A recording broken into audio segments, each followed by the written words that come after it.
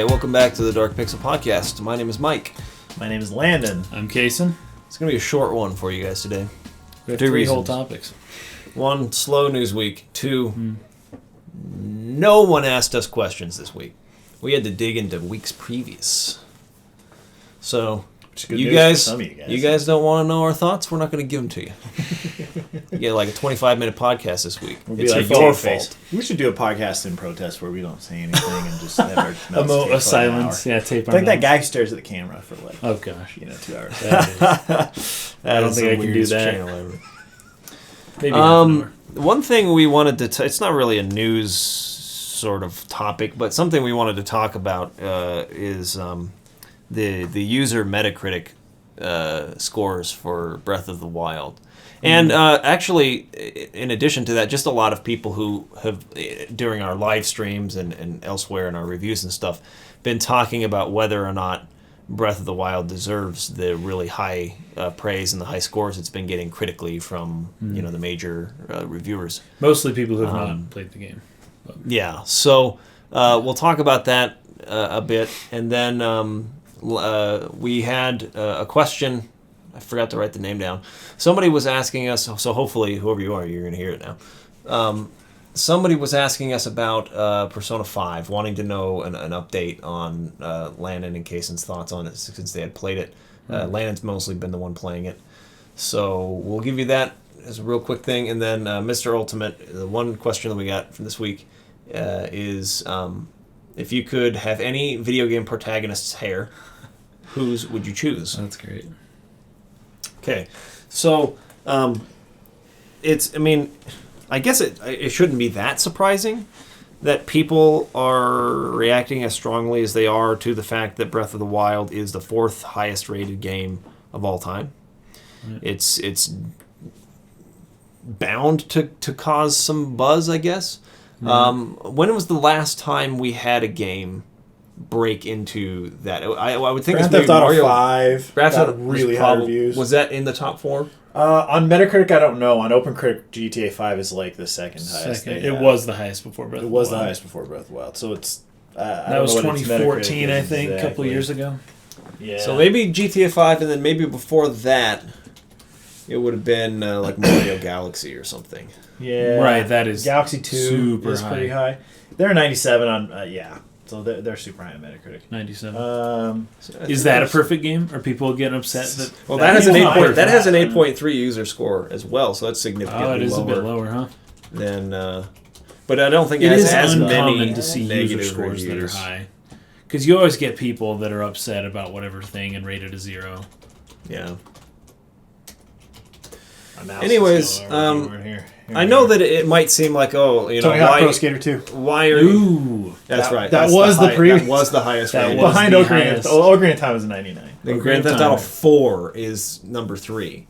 Breath of the Wild is number 4. So Grand Theft Auto 4 and then Grand Theft Auto 5 is 5 is just below it. So guys, duke it out about why GTA 5 is clearly a better game. Super Mario Galaxy 1 and 2. And Mario Galaxy. Mario Galaxy 1 and 2 are at 7 and 8. Then Grand Theft Auto 5 is at 9. So every version of GTA 5 is like separated on here, which is stupid. That's kind of dumb. So they has 9, 10, and 11. So the top 10 are filled out by Zelda games, Grand Theft Auto games, Mario Galaxy, the best Tony Hawk game, Tony Hawk 2, and Soul Calibur. So that's interesting. I don't think anybody would consider Tony Hawk Pro Skater 2 to be like the second best game of all time, but right. Anyways, it might seem a perfect game by any means. it might seem like why are you even like giving credence to user scores? Obviously, people are trolling it, but that's part of the psychology of that. Is part of what we want to discuss. Right. Like, so. Yeah, it's weird to see games that don't have a large number. Usually it's a valley, right? Usually there's a peak in the high, a peak in the low, and the mixed user scores. There's almost none. Yeah, so like how it's happening. But some games don't have like any negative user score. Some games don't. Like, they have very little. It's like weird. if you look at maybe like Neo, I'm sure that one's pretty high user wise. Maybe it's like an 87 critically. And it's a 9 user score. So there still are more negatives than mixed, but they're very close. Just like overwhelmingly positive user scores for Neo. On a game that got 3 mixed critical reviews, but otherwise all positive. And then like people really like it. I would try like Horizon Zero Dawn. That probably has a pretty good user. You know, it probably, but also I've seen a lot of people that have been complaining about. So that's an 88 critically. An 8.1. There's a spike in that. Hold on, let's see. There are a lot of people that rated it a 0. I wonder why. It's so strange. Because you look at like Twilight Princess or something like that, and maybe Metacritic wasn't as big a thing back then, but this is down to 7.5 now. Breath of the Wild. 7.5. That's a huge. Okay, so like Horizon Zero Dawn, 136 negative. Breath of the Wild, 264 negative. The ratio, to be completely honest, is actually not that far off. It's similar. Breath of the Wild has more dislikes and less mixed. Not by a ton. The problem is Metacritic promotes like generally at least one negative review in the user score section to try and show a variety of reviews. And so if you give it, if you want it to possibly be seen, exactly, then you can complain. And Horizon Zero Dawn, sadly, did not like it. It was too much of a chore, not so much fun. Sure, fine graphics, nice sound, nice polish, but the gameplay just isn't there. Better saving your money for another game. And then he gave it a 0. That's rated as 0. What he wrote sounded like a 6 or a 7. What he put number-wise was 0. What? So we were talking about this on the Breath of the Wild stream, but one of the reasons why Metacritic's fine, but if you guys aren't already using it, I would highly suggest opencritic.com because they show you a bell curve distribution, and so when you see a score, you can see where it is kind of based on the mean, and it gives you a better idea because everyone has a different scale, right? Some people think 50 should be the mean. Some people think 70 should be the mean. Or 75. I remember back in the day when Jim Sterling was still doing like Destructoid, reviews for Destructoid, and he'd come out with a 40 or a 30 for a game, which you would never see in Nintendo Power. You would never see in IGN. It meant something to him that it didn't mean to everybody else. Yeah. And it flipped. Everyone would flip out, and he'd ruin these whole the aggregate because thing. His scale is it's not just that he dislikes most games, it's just that he just has a different scale. You just have to know what it means for him, right? So the aggregate website is making an assumption of what the numbers everyone's giving and saying, oh, all these numbers mean the same. Whoa. Here's the average of all those numbers. Yeah, that's the weird thing. But every number doesn't mean the same for each reviewer. Like we were talking about, if Metacritic was Rotten Tomatoes, Breath of the Wild would be a 100%. Yes. Not a single negative. Because there are no negative reviews. Or mixed. But it's a 98, so the formula, which no one knows specifically, right, is basing... I don't know, that... Obviously, you've got a range of scores. The 9s are really here. pulling it down. Like multiplayer.it gave it a 97, which I just have to say when you're getting that granular with your scores, specific. But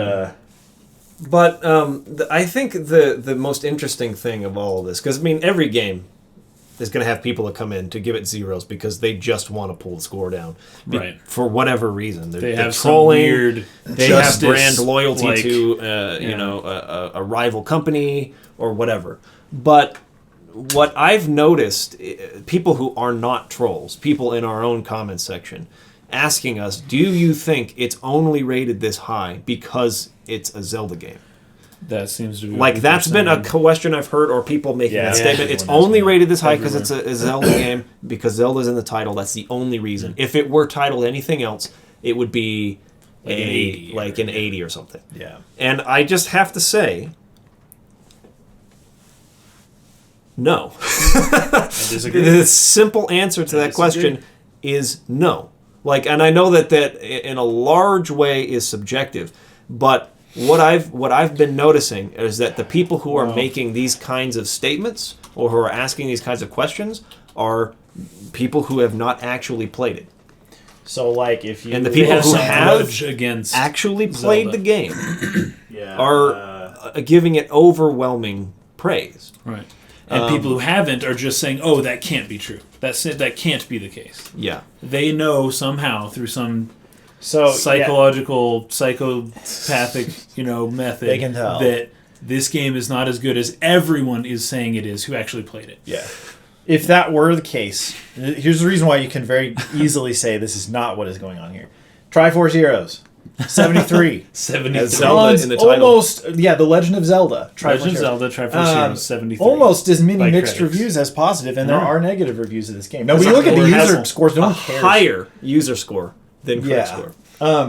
And It's the a same lower user sample score as size, Breath but- of the Wild. Yeah, I kind of feel like the more But- attention a game gets, the more trolley scores exactly. that it gets, and the less attention. The more people come on just to people don't hate bother. it. But there Yeah. are examples of Zelda games that are rated like extremely average, that you can point to and say that they didn't just see this and go, oh my gosh, It's a 10 out of 10 because it's Zelda. So there's obviously an element of They like, didn't even play it, just 10 out of 10. yeah. Well, some people like to rip on Nintendo for like playing too much to nostalgia, right? Because I think Nintendo has that card up their sleeve more than any other video no game one else company, does. It's just true. because of their history. Yeah.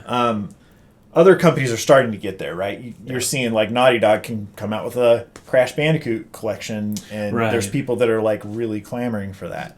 But the Legend of Zelda, Breath of the Wild is, of all the Zelda games, actually doing less to play to nostalgia yes, than absolutely. any of the They mainline took Zelda games. all that stuff out. Most of the Yeah. themes aren't even in the game anymore, at least in a Right. recognizable, immediately recognizable Dude, I form. couldn't believe it. When I went into Kakariko Village Yeah. and I heard a song I've never heard Yep. before, completely unrecognizable, sounds super And- Japanese. That was... that Kakariko's been established since '91. I know. There is a theme you play when you go to that village since A Link to the Past. They changed it. They played a completely different song. Yeah, it's really, I mean, and another thing that Case was bringing up yesterday was somebody, who was it that was saying, guys, we can't just keep praising this game or else Nintendo's going to get Oh no, that lazy." was someone I saw on Twitter. Oh, on Yeah. Twitter. Who was that? Like we can't just continually praise the game. We have They'll to get criticize it, or else they'll get complacent, complacent. But you guys, this game is the result of the criticism from Skyward previous Sword. Yeah, And- like the whole reason that they have switched it up as much as they have is because of all the criticism they received. And so when they have delivered something that we asked them to give us, and we asked for something more new and unique and that broke Zelda conventions, and when they do that, and then you continue to criticize it because you're afraid of complacency. It's like they just showed you they're They not just being did. complacent. Yeah. Praise that. And then if they do get complacent in the future, then criticize it so that they'll change. But just looking for something to criticize is not helpful. Like, that's going to send the wrong message. That's going to say, we don't like this thing that we asked for previously just because I have to find something to criticize. That has sort of You're just become nitpicking at that point. Yeah, that's sort of become like a badge of honor in the video game community to some degree, and you see it a lot in the film community as well, with people who are I don't want to say film majors. Oh yeah, Casey's a film major, Yeah, but well, there's I knew a lot of there's people like sort of that like a film geek, I guess, to some degree, but not. elitist. Yeah, kind of. There's those people that are like Basically they're only elitist, into the French new wave cinema, and Yeah, exactly. and From then it the takes a certain 70s, eye to yeah. appreciate it, and it's fine to get into a niche thing that speaks to you. That's awesome, but I think in the gaming community, there's this exclusivist sort of like. You kind of have to prove people more why they're wrong, less than laud them for why they, Right. are good or why. Because they're that's doing what a good critic job or does. something. Because that's Right. exactly. I'm critical. I see what they did wrong. The- They could have done this better. They're trying to establish themselves as an authority because I know good movies and that one's Yeah. okay. The one you like is okay. So but it if- has these problems. If you Stupid. Yeah, if you speak too highly of something, then it becomes really suspect, because in the gaming community, there's a problem with game companies paying off reviewers. Right. There's a problem, right? If you're pretty cynical and negative in your reviews, you're going to fend off a lot of that potential criticism of yourself, because people are going to say, "Oh, why would a video game?" No one's going to suspect you for being Right. a shill or something. Yeah. For some other company, no one's thinking you've got the Mountain Dew and the Doritos, and you're part of the whole You're corporate just- image that video games has a problem with. And everyone's So I feel talking. like sometimes it's like a counterculture. It's Yeah. the whole like, I'm gonna prove that I'm not like all the other people that play games. I'm gonna like even hate on stuff that is That very everyone easy to else like. likes, yeah. There's a difference, however, between legitimately criticizing something And then and seeking for flaws, because it's like a good film, for example, is still going to have flaws. There's still going to be flaws because works of art are almost, I would argue in some ways, are almost made complete or whole by their humanity, in the sense that humans made this thing. It's got the mark of humans, and it's not perfect. So there's some, I don't know, finding, I used to read those books in school, like in elementary school, like, oh, there's a Roman centurion wearing a wristwatch in this scene in Ben-Hur, and there's a dude wearing sneakers here in this period thing. Yeah, and they screwed it up. They screwed it up. Like Cinema Sins, right? Yes. I hate and Cinema like Sins. that's like fun just for trivia. It is fun. Yeah, like going on the IMDb trivia section is always kind of fun. Right. But that misses the mark completely. It totally misses the You point. start expecting this machine-like perfection in something that really is just art, and it will never exist in art. Yeah, that's true. And I say I hate Cinema Sins. It doesn't mean like hate's a strong word. I dislike the idea behind channels like that, because it's you're going into point something. out everything Let's wrong. find out every wrong thing we can find. Yeah. And that is missing like Lana said, that's missing the point of what the piece is trying to communicate. And I think good criticism is about seeking to understand what the creators were trying to make and judging whether or not you felt like they were successful at reaching that goal, and whether or not they missed somebody wearing a watch in a scene has nothing to do with what the message of that movie was. So it's just not an important thing to get worked up about, unless it was a problem throughout the movie and it was taking you out of it's extremely noticeable that they have not been good about continuity or making sure that they're aware of the costumes not being right. Like a good film can get away with that because you're so involved in the edit and the story. Like, I think when Harry Met Sally, there's like a scene where she's eating a bagel and it keeps cutting back to her and she's eating toast. And then she's eating a bagel, she's eating toast. And it's That's funny. It doesn't matter. It doesn't matter because they did such a great job with all the rest of this stuff. So technically, sure, this is not perfect. When Harry Met Sally could not be a 100, right? Because it's they screwed that up. But that's not missing the mark. That's like looking way too close. And I think that this has been compounded, this idea of people really looking for flaws, by the fact that there's some sort of association with a 10 score, meaning the game is flawless. It couldn't have been better. Right? There's nothing wrong with it. I don't think that has ever meant that. It just means this person could not recommend it more. It's like, this is the top of the line game that you can find. Highest marks. It's not to say it is a perfect, flawless, absolutely no problems with it kind of game. Right. Because no such thing exists. I mean, you could play any game that I have ever played, even my very favorite games, there are points in it where I feel frustrated by something. Let's just talk about Breath of the Wild, for instance. It bugs me how often there's rain and lightning. Like, when you're trying to climb something, it feels like there's rain and lightning in game time within 5 to 10 minutes. You know what though? Constantly. On the point of the rain and lightning, like Krista has played 6-7 hours of the game, got lightning once. Really? I guess it depends on which regions you're in. I think it depends on where you are. Yeah. And there's probably some other factors. But I was near the coast, there's more storm. Yeah, because I was talking about, like, be careful when there's lightning storm, make sure you don't have metal stuff. And she's like, oh yeah, like, cause it's already rained a bunch. I was like, oh yeah, it has rained. There hasn't been lightning yet. Like, holy crap. And then it finally happened. It was like 7-ish hours in. I was like, what? I didn't... I don't know. The weather effects for me... have been so frequent that it's become an extreme annoyance in certain situations. Like in the part where you're lighting the torches around Hatano. Yeah. I went down there with the torch, and I was going to grab it, and it started raining. And now what I have to do is I have to wait like 5 to 10 minutes for the rain to pass. You have to make a decision. I can't do anything. Are you going to wait, or are you going to maybe try and find something else to do? And that happened to me last sometimes night. I get sidetracked and I do something else. But last night, I was in the middle of climbing a cliff. I had come to like a spot where I could rest, and it was going to be a while. It was a tall cliff. And you're like literally it started raining, and I was like, you got to be freaking kidding me. And I waited. I put the controller down, and I waited for like 5 minutes. And then wait for the storm however long. Yeah. The storm finally passed, and I was like, so actually, this begs an interesting question. Is it legitimate for a video game to attempt and intend to instill an emotion of frustration in the player? That Kotaku had a post about that today, actually, talking about how frustration in games is not the mark of a bad game. Right. In fact, I was at a shrine just yesterday in Breath of the Wild. That was most of the shrines are pretty easy. They don't take long. Right. This one was taking me a long time, and I know why, and as soon as you figure it out, you're like, you feel kind of dumb.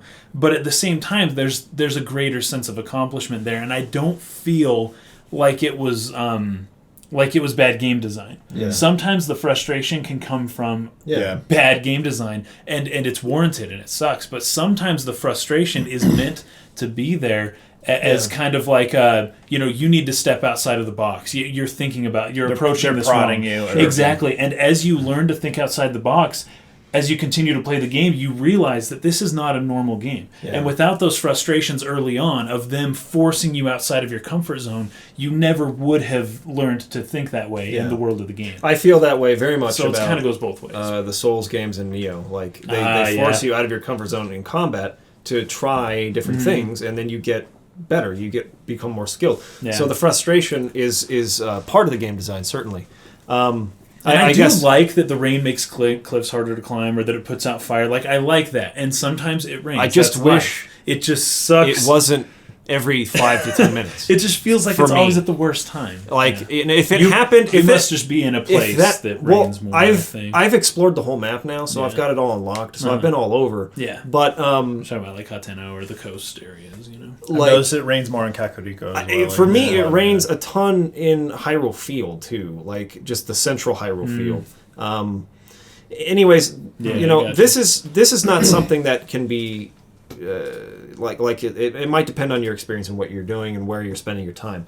But for me, I have felt like if that had happened to me in my entire playthrough, like a total of 4 or 5 times, where it's like, the weather is making it impossible to do this thing. I'll have to either wait it out or do something else.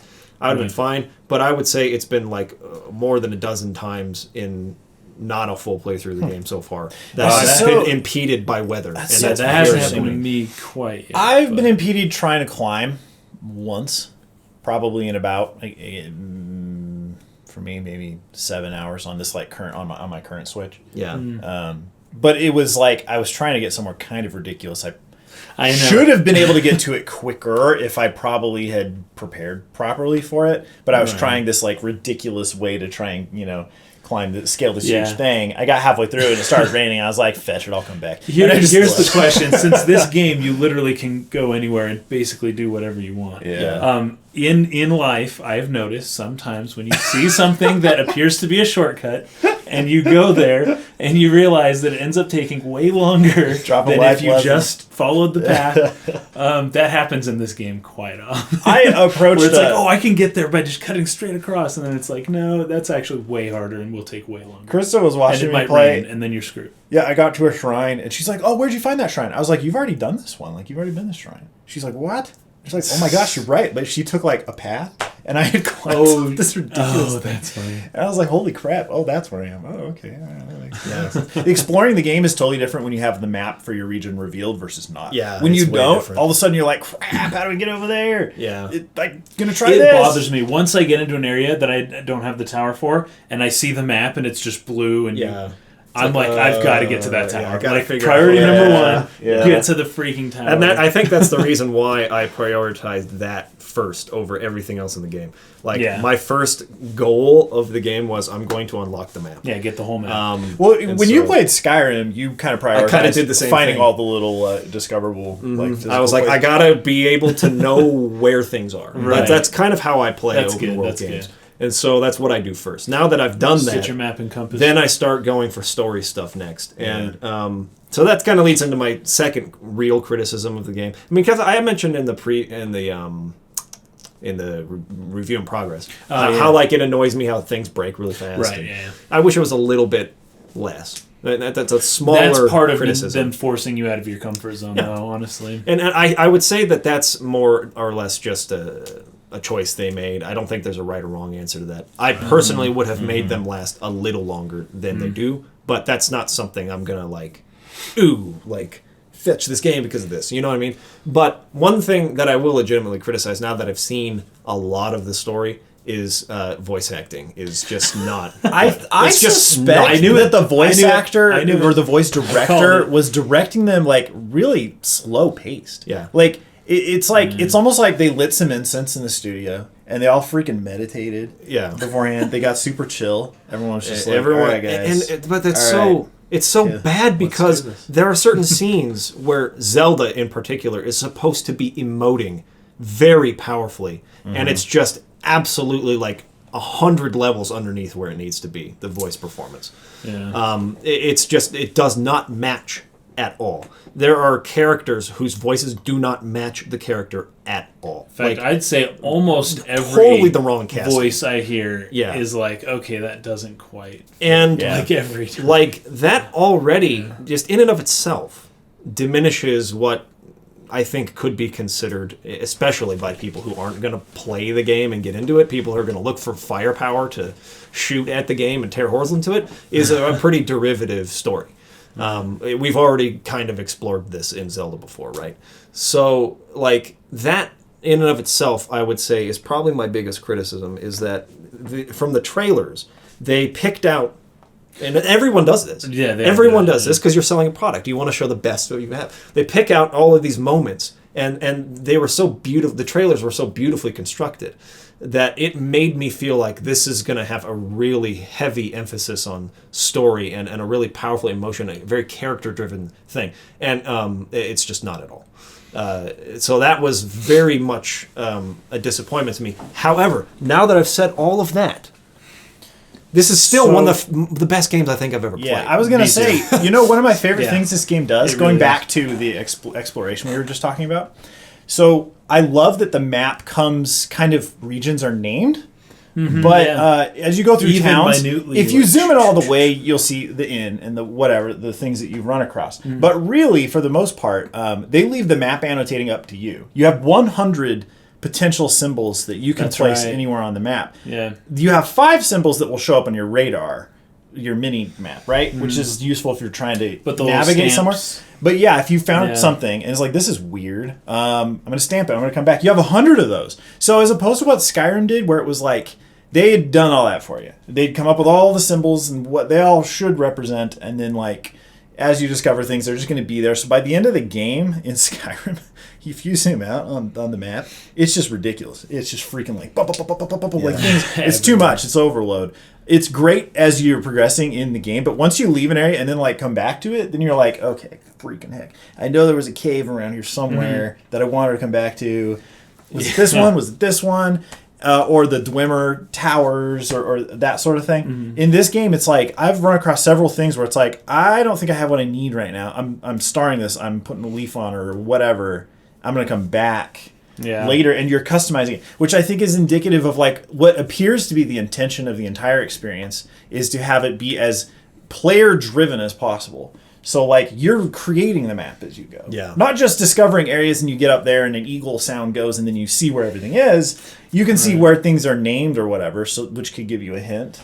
Yeah, which but is you don't useful really for know. directions when and there is characters are- topography. You can see. You can see the there's topography. cliffs Yeah. and mountains. But then once you go somewhere, then you go, okay, this is a place to get this kind of ore. I'm marking it, and then I'll come back again later and get some more of it. Or Exactly. whatever. See, I came across a place where I looked down, and there was like a pond that was right next to a waterfall. Like it was just kind of coming out. There was like dozens of fish, like tons of fish, Really? and I was like, oh my gosh! But in order to get there, I would have had to have. I would not have been able to get back to where I was. Yeah. And so I was like, all right, I'm going to stamp it. I was like, I found like the food stamp thing. Yeah. And I put it down, and I was like, I'm coming back here once I'm done with this. And I haven't done it yet because I keep finding more things to do. But that is a really cool thing that they did there. It's not all labeled for you. It creates a sense of ownership of your experience a little more. Like, they could have done that for you, and it would have been streamlined. And, you could use a buzzword to make that sound positive.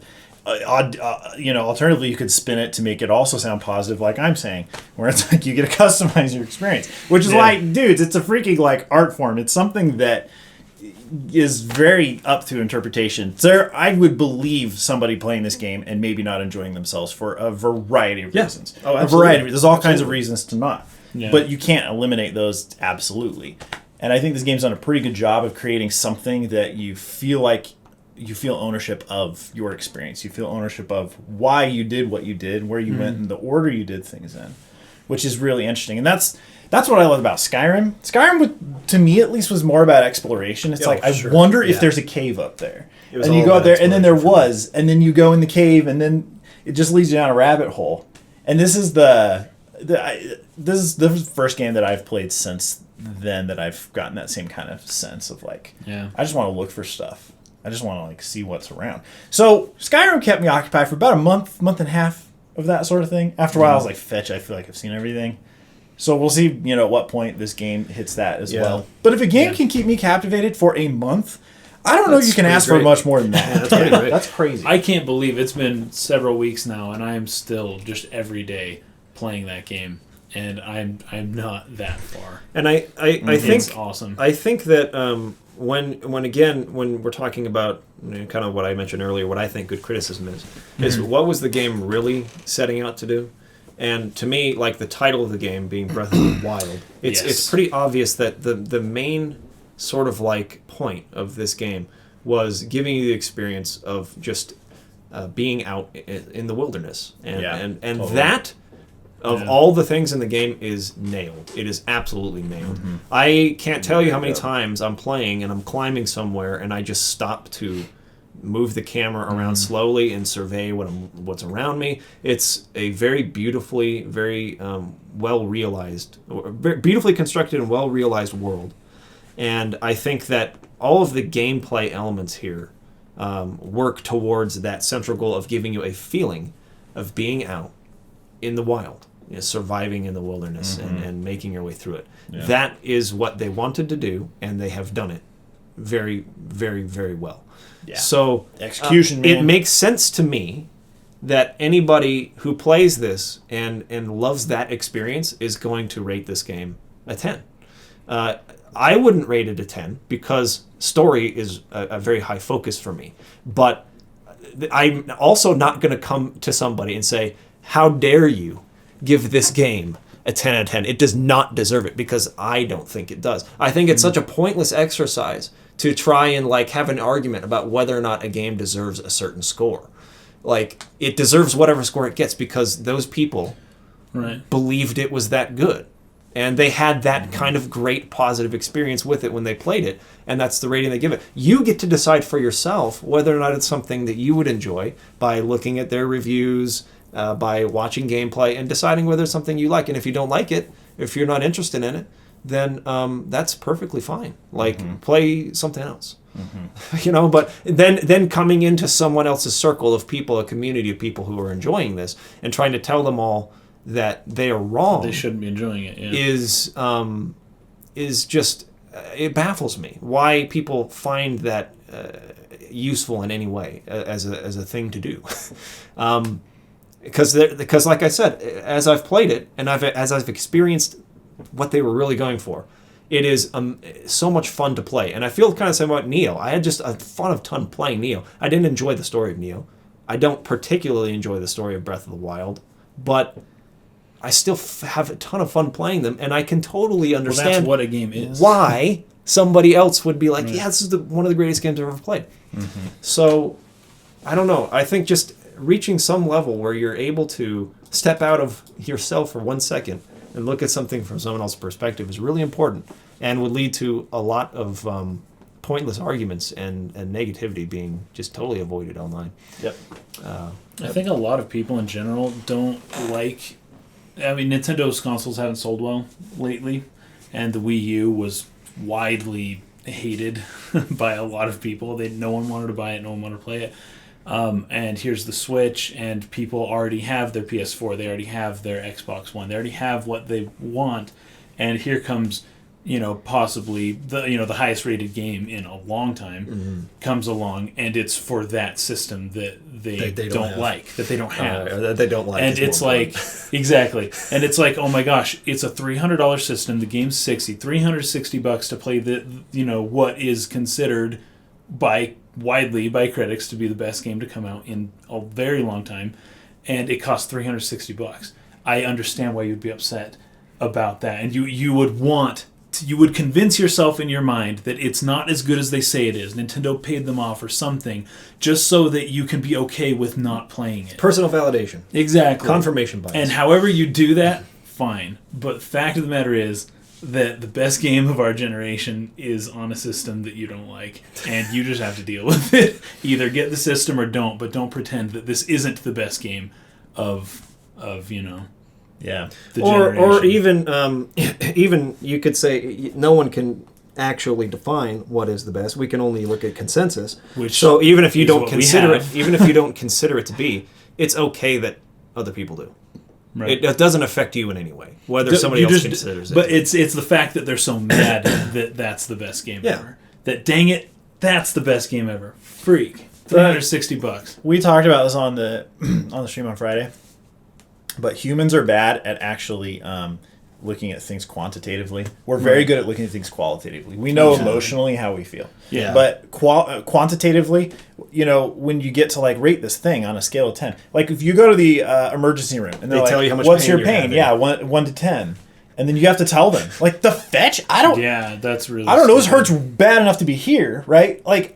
Humans aren't built for that. Our brains don't work that way. Math is really good though for conveying a concept accurately to another human brain, right? Or a computer to a computer, and with theoretically no opportunity for error, right? To misunderstand that number. It is a number, but the problem with stuff like art or video games or movies or anything is that humans aren't actually good at assigning a number or following a consistent formula or anything with this sort of stuff. So we come up with numbers because people love numbers. Businesses love numbers. They can track these things. They can give everyone a bonus if the Metacritic's over 85. Yeah. You know what I mean? They love to work with stuff like that. There's demand for it. But humans don't interface with the world of numbers well. We just don't. We suck. We're not built that way. And so, I don't know, playing Animal Crossing, every so often you'll talk to a character that's how much whatever should I put in my recipe? And you can say there's a gradient. It's you just put the slider on a spot and then you tell it,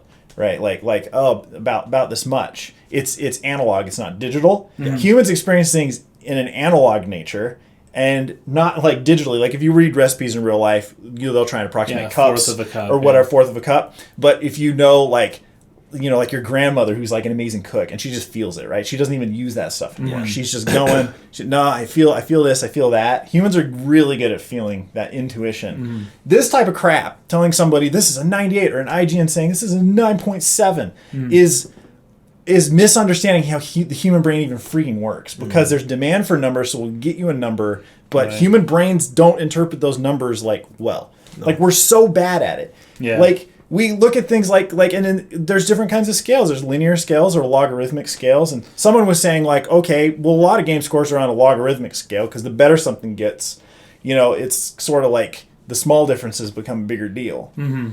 But it's just to talk about numbers is just, sometimes it drives me bonkers because it's what's an 8 to you? Is an 8 movie the same as an 8 video game? The same as an 8 book? Yeah. The same as an 8 grade in school? An 80%? It's so 80% in school? Or it's just, it's kind of nuts. Which is, again, the reason why we don't do number ratings on our reviews. And why, I understand why people want the numbers, because they don't want to have to read all the reviews. It abbreviates Metacritic time, is great because they assign a number to every review. They read them all for you. You don't have to read all 70 reviews of Breath of the Wild. You just have to look at the number, and you can kind of get it. And that's convenient for people, right? It's an efficient way of knowing information without having to spend any time. But the problem is there's a big trade-off to not spending any time figuring out what people's legitimate thoughts were. Why it's you good. Just see the number and you either get mad, or if you don't want to buy it, or if you're upset that's for the system you don't have, or you get happy because this game's sweet, I'm gonna buy it. I was looking forward to it. Good, and now I'm validated because I like Nintendo. Exactly. I knew all along Nintendo was great. It's really Nintendo's back. It's really silly. But Breath of the Wild is a great game, and I think that is. It's the best game I've played this year. There's going to be a small minority of people who will play it, who will hate it, but if you fit into any of the massive majority, you're going to really enjoy it. It's just a lot of fun to play. Maybe you can look at it this way, like a 98 on Metacritic. Like 98% of people will like this game, 2% won't. Yeah. It's kind of how Rotten Tomatoes works. Right. Yeah. And there you go. It doesn't mean it's perfect. It just means that you will likely be in the great majority of people who will think this game is wonderful. Yeah.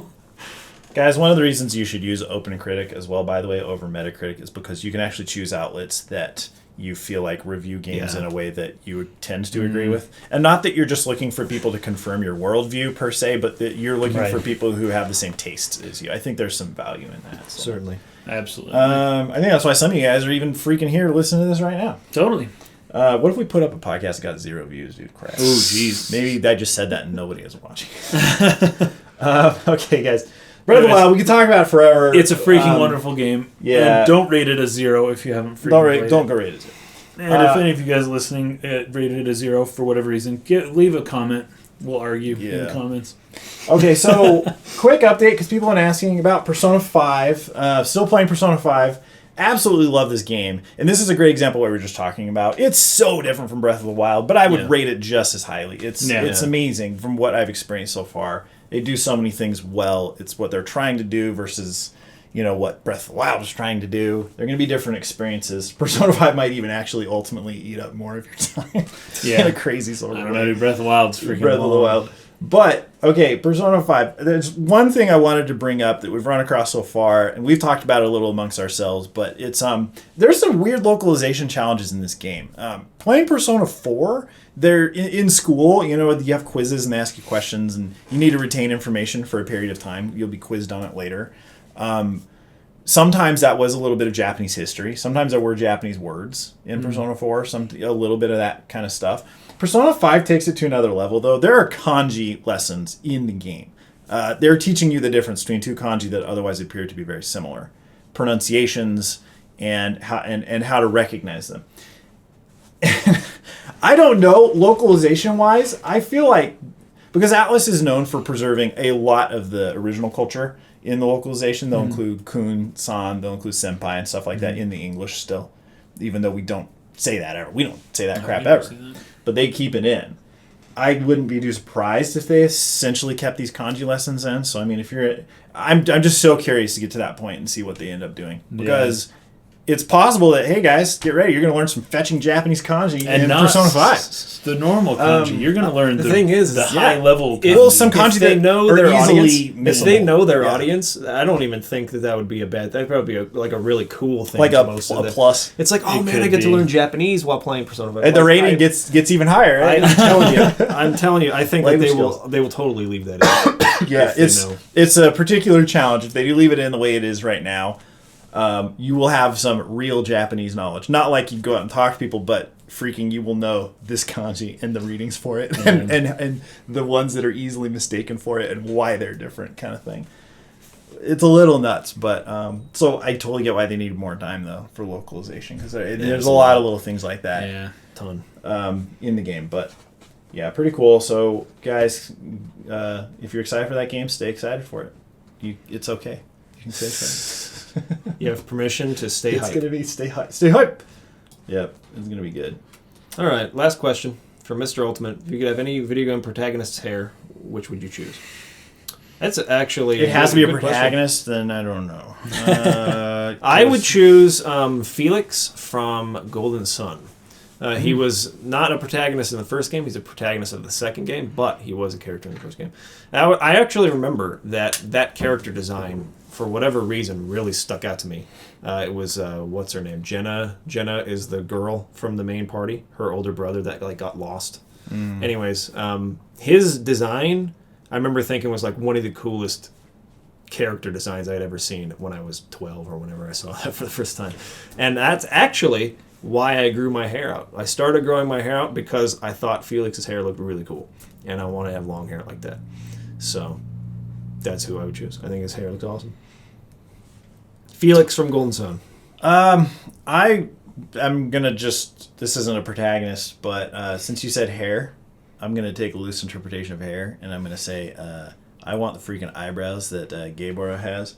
It's the unibrow that swoops up and fetching just the whole owl look. Oh, from Skyward Sword? Yeah. Yeah. Yep. That's hair. It's hair, dude. You got hair right here. 2 patches that everyone ignores. Can't forget about these, dude. I would shave the rest of my head and have the unibrow swoop going up. Freaking. Like Patrick with his mustache, waxed out everywhere. Oh yeah, guarantee people freaking don't forget him. Get the no nice... one forget the buzzed head dude with the owl eyebrows. No one forget that guy. Oh gosh, I don't know. So I would probably have to say I like Oren from Final Fantasy X. I can't remember what they call him. Anyways, dude with like the eye patch and like the sick hair. Mm-hmm. He's a beast. And he has pretty sweet hair. He is the coolest character in that game. Totally. In my opinion. I really like Auron. I wish they had made a sequel, but more a prequel of Final Fantasy X instead of X-2. Oh, that was him. And they had done the story of like Jecht and Auron and then their journey with Braska. There's still time for it, dude. There's still time for it. Guess so. You can get all the way to 10-4 and then 10-5. Yeah, Auron's a fascinating character. I really like him a lot. Totally. Well, all right, that's it for this week. It's basically over. I have to end this one early. We're pressed for time today. Sorry, guys. Yep. And 1,000 apologies. If you are listening audio only, check us out on YouTube, Dark Pixel Gaming or Dark Pixel. Either one. Check it out. Ask us questions this time, and we'll have a longer podcast next week. In the meantime, go rate Breath of the Wild 10s on the user score. Make it counts. Make it counts. Make it counts. Rate it 10. Make it counts. Bring that 7.5 up. 7.5. Come on. It's definitely not a 7.5. No. No, definitely not. Might not be a 10 in my opinion, but it's not a 7.5 by a long stretch. Okay, see you next week. Pizza. Later.